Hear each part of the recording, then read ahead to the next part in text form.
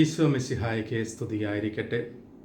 നമ്മിൽ ഭൂരിഭാഗം പേരും പാപങ്ങളില്ലാതെ ആത്മാർത്ഥമായി ജീവിക്കുവാൻ പരിശ്രമിച്ചിട്ടും എന്തുകൊണ്ട് നാം പാപത്തിൽ വീണുപോകുന്നു എന്ന് ചോദിച്ചാൽ, പാപത്തിൻ്റെ ഉറവിടം നാം ഉപേക്ഷിക്കാത്തതുകൊണ്ടും പാപവും പാപകാരണങ്ങളും പാപ സാഹചര്യങ്ങളും ഗൗരവമായി നാം പരിഗണിക്കാത്തതുകൊണ്ടുമാണ്. യേശുവിൽ പ്രിയ സഹോദരരെ, ഇന്നത്തെ സുവിശേഷത്തിൽ യേശുനാഥൻ നമ്മുടെ ശരീരഭാഗങ്ങൾ നമുക്ക് പാപകാരണമാകുന്നുവെങ്കിൽ അത് മുറിച്ചു കളഞ്ഞ് ജീവനിലേക്ക് പ്രവേശിക്കുക എന്ന് പറയുമ്പോൾ അക്ഷരാർത്ഥത്തിൽ നാം നമ്മുടെ ശരീരഭാഗങ്ങൾ മുറിച്ചു മാറ്റണമെന്നല്ല, മറിച്ച് നമ്മുടെ പാപങ്ങൾ ഏതു തന്നെ ആയിരുന്നാലും ചെറുതും വലുതുമായ എല്ലാ പാപങ്ങളും ദൈവം അതീവ ഗൗരവമായി പരിഗണിക്കുന്നുവെന്ന സത്യമാണ് വെളിപ്പെടുത്തുന്നത്. അതുകൊണ്ടാണ് റോമാക്കാർക്ക് എതിർ ലേഖനം 6:23 പൗലോസ് പറയുന്നത്, പാപത്തിൻ്റെ വേതനം മരണമാണ്. എന്തുകൊണ്ട് നാം നമ്മുടെ ജീവിതത്തിൽ പാപത്തെ ഗൗരവം കുറച്ച് കാണുന്നു എന്ന് ചോദിച്ചാൽ, പാപത്തെ ലഘൂകരിച്ച് കാണുന്ന ഒരു സമൂഹത്തിലാണ് നാം ജീവിക്കുന്നത് എന്നതുകൊണ്ടും സോഷ്യൽ മീഡിയയുടെ അമിത ഉപയോഗമുള്ള കാലഘട്ടത്തിൽ സോഷ്യൽ മീഡിയയുടെ പ്രധാനപ്പെട്ട ഉള്ളടക്കങ്ങളിലൊന്ന് ദൈവിക മൂല്യങ്ങൾക്കെതിരായതുകൊണ്ടും തെറ്റായ ഒരു കാര്യം നാം പല ആവർത്തി കേൾക്കുമ്പോൾ അത് നമുക്ക് ശരിയായി തോന്നുന്നത് കൊണ്ടുമാണ്. എന്തു തന്നെയായിരുന്നാലും ദൈവം തെറ്റ് എന്ന് വിളിച്ചതിനെ ശരിയെന്ന് വിളിക്കുവാൻ നമുക്ക് യോഗ്യതയില്ല എന്ന സത്യം നാം മനസ്സിലാക്കണം.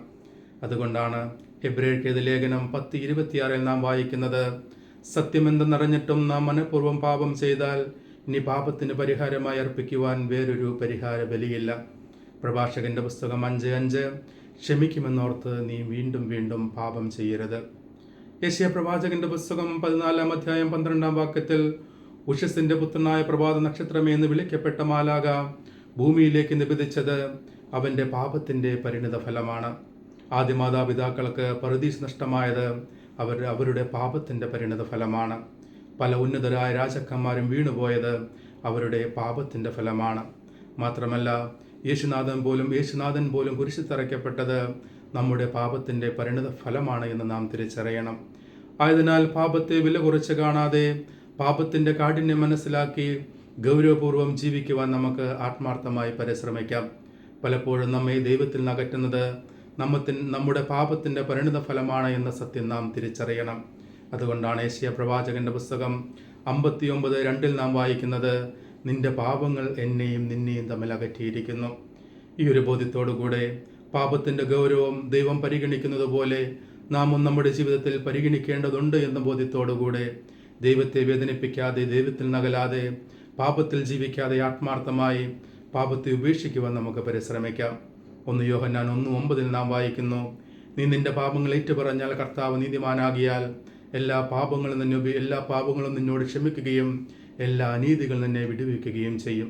ഈ ഒരു ബോധ്യത്തോടുകൂടെ പാപത്തിൻ്റെ കാഠിന്യം മനസ്സിലാക്കി, അതിൻ്റെ ഗൗരവം മനസ്സിലാക്കി, ദൈവത്തെ വേദനിപ്പിക്കാതെ പാപം ഉപേക്ഷിച്ച് ദൈവത്തോട് ചേർന്നിരിക്കുവാൻ നമുക്ക് പരിശ്രമിക്കാം. ദൈവം നമ്മെ സമൃദ്ധമായി അനുഗ്രഹിക്കട്ടെ. വചനം വായിക്കുവാനും വിശുദ്ധിയിൽ ജീവിക്കുവാനും ആത്മാർത്ഥമായി പരിശ്രമിക്കാം. നമ്മുടെ എല്ലാ ആവശ്യങ്ങളും ആഗ്രഹങ്ങളും കർത്താവിന് സമർപ്പിച്ചുകൊണ്ട് കർത്താവിൻ്റെ ആശീർവാദത്തിനായി നമുക്ക് നമ്മെ തന്നെ ഒരുക്കാം. കർത്താവ് അനുഗ്രഹിക്കുകയും പരിപാലിക്കുകയും ചെയ്യട്ടെ. കർത്താവ് കരുണയായിരിക്കും പ്രസാദിക്കുകയും ചെയ്യട്ടെ.